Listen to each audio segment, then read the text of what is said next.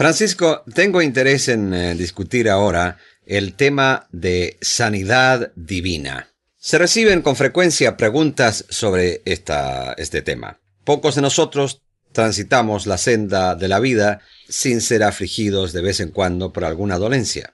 En su día, Jesús sanó a los enfermos. ¿No fue esa una especie de promesa a sus seguidores de que el poder divino los restauraría a la salud si oraban fervientemente por sanidad divina? Pudiera parecer así, Ernesto, pero debemos recordar que Jesús levantó a los muertos, además de curar a los enfermos. Si su razonamiento es correcto, entonces deberíamos esperar que nuestros muertos fueran levantados a la vida nuevamente. Percibo lo que me dice. Desde que Cristo vino como hombre, no ha sido puesto en práctica un programa general de levantar a los muertos. Sin embargo, Jesús llevó a cabo esos milagros. Y ahora, si él no esperaba que sus discípulos continuaran ese programa, ¿por qué hizo él esos milagros?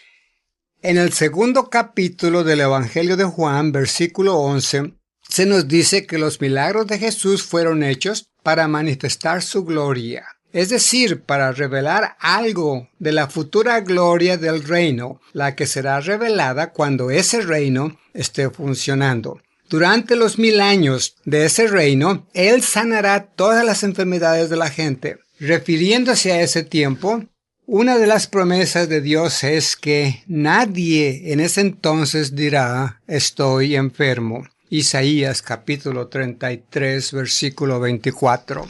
¿Debemos entonces esperar el reino de Cristo para que la humanidad pueda recibir sanidad divina? Sí, Ernesto, precisamente ese fue lo que entendió el apóstol Pedro. Pocos días antes del Pentecostés, Pedro, uno de los apóstoles del Señor, sirvió de instrumento para sanar a un cojo de nacimiento y habló del tiempo de restauración general que comenzaría al retorno de Cristo. Él nos habla de los tiempos de la restauración de todas las cosas, de la que habló Dios por boca de sus santos profetas.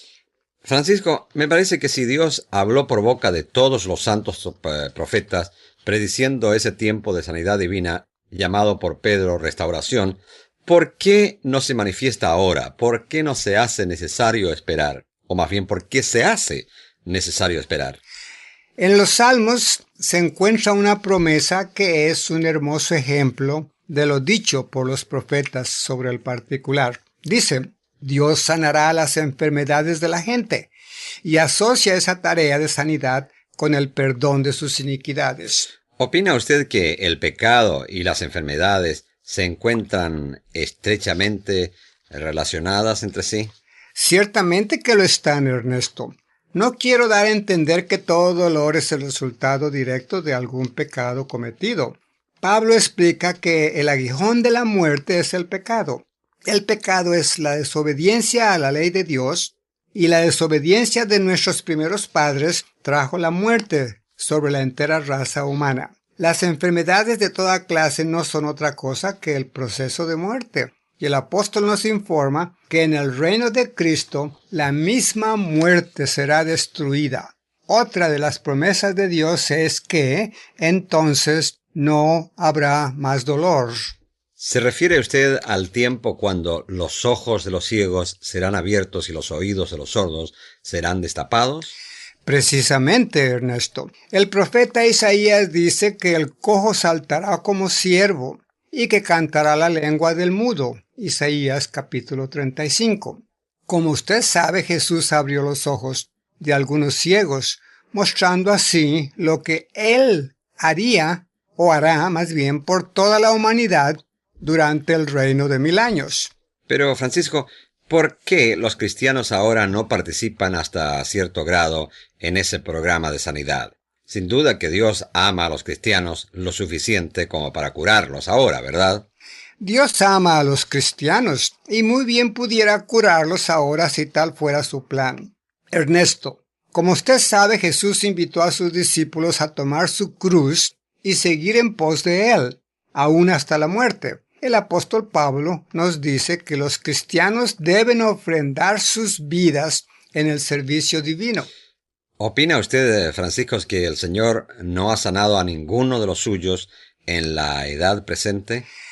Yo no diría tal cosa. Dios hará cuanto sea necesario a favor de cada uno de los suyos, con el fin de que su voluntad en ellos y para ellos sea cumplida.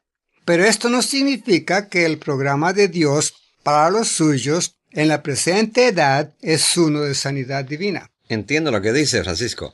El apóstol Pablo pidió al Señor que le restaurara la vista, pero su petición no fue concedida. Eso es cierto. Sin embargo, la oración de Pablo para mejorar su vista fue cumplida, mas no en la manera que él esperaba. El Señor dijo a Pablo: mi gracia te es suficiente, pues que mi poder se perfecciona en flaqueza. Y Pablo dijo que a causa de eso, él hallaba satisfacción en sus flaquezas. Es cierto.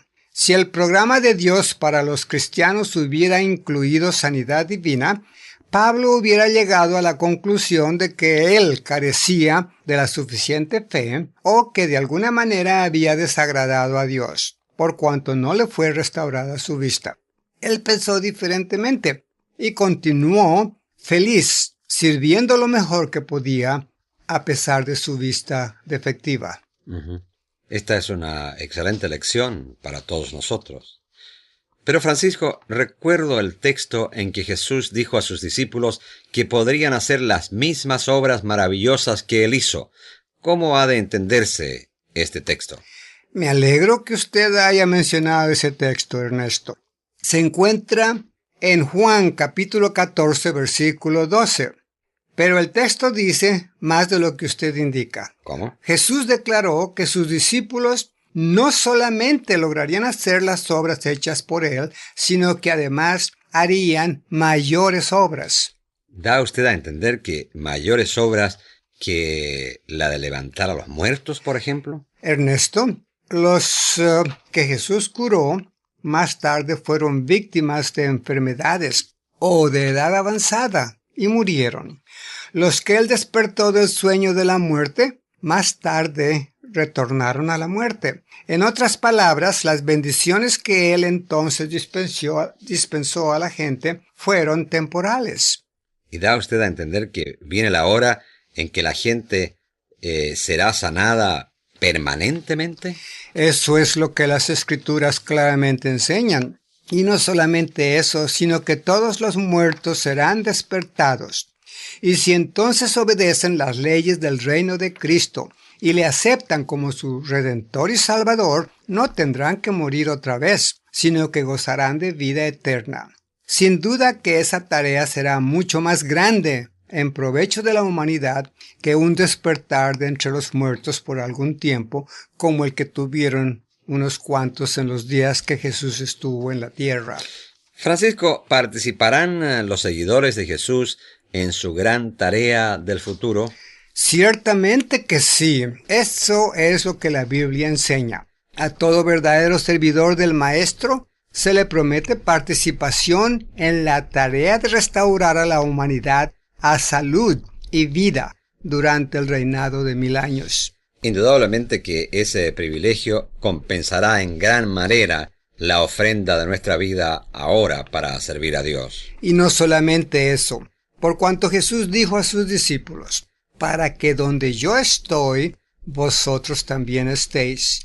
Las Escrituras nos dicen que cuando Jesús resucitó, fue resucitado en espíritu, siendo soberanamente exaltado a la diestra de Dios. La Iglesia participa con Cristo de esa recompensa espiritual. Pedro se refiere a ella como siendo participantes de la naturaleza divina. Desde esa exaltada posición, Cristo y la Iglesia por 1000 años extenderán bendiciones de salud y vida a la raza humana.